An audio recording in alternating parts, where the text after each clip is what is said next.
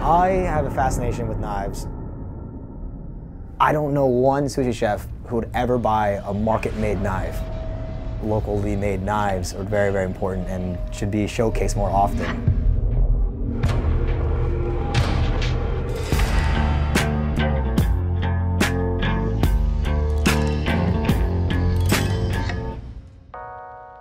I love handing one of my knives to a chef because there's this moment where whenever they look at a knife, it's like you're not there, you know? They just get lost in the knife.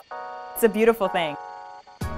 The reason why I was really happy to come here was it's very rare to find people who still make things with their hands. People always ask me if I have a degree. I say, no, I have a trade.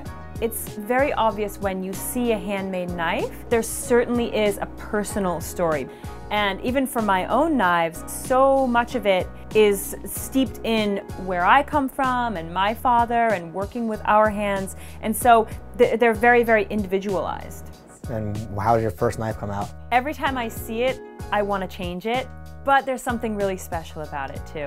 About the experience of making it, most of all. And how many knives have you made? 400 knives in 2 years. And I would say 30 square feet. It's 100 square feet. My yanagi knife, the sashimi knives, the long blades that you see, they tend to be anywhere from 9 to 13 inches. The idea of sashimi is, you have a little brick of fish, and that one knife goes through one time and one time only.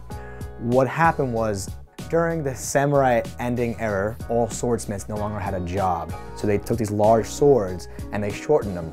The trick was to make fancy kitchen knives. So it was kind of like, a way for them to keep their job and continue in craftsmanship.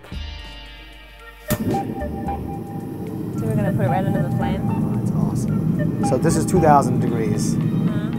I was taught in the way of, I think, most sushi chefs, we are simply man, cutting board, and knife. I make one specific thing, and that's sushi. We're called craftsmen in Japanese. When you make a knife, are you thinking of a specific use, or are you just making a knife because it's the love of hammering and pounding and playing with hot metal? I become very inspired by seeing a rusty horse file and thinking about the original way that it was made and the life that it had, serving a certain purpose, and turning it into a knife. The energy that goes into making them and the intention that you put into them as you're using them, they really become a part of you. So a horse rasp to a finished product, how long? I like to have 3 days start to finish. Most of them are pretty universal. I always keep the grater function on all of my knives so that you can grate cheese or garlic or zest a lemon. So what's my goal right now? To make it wider, thinner, or longer? You want to make it long? So stretch it out. Stretch it out. Let's do it. All right, here it comes. All right. Yes. Get it. Yeah. More. Excellent. Sorry for the weak hits. I don't want to go too crazy on this one. Ever since I was a kid, I was really interested in storytelling and a process more than a product. When I got into working with my hands again, it still was about telling a story. Perfect, one more time. Damn, most improved. Love my knife or hate my knife, probably you're gonna have a feeling about me personally that affects that.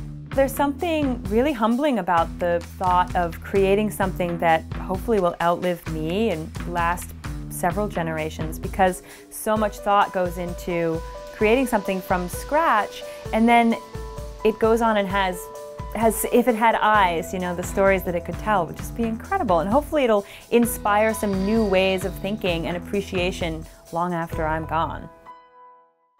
If you like this episode and you want to see more, click here. You have such a unique space here. It's a speakeasy tea house almost. It's a way of making Japanese culture digestible, if you would, to a younger crowd. Please subscribe.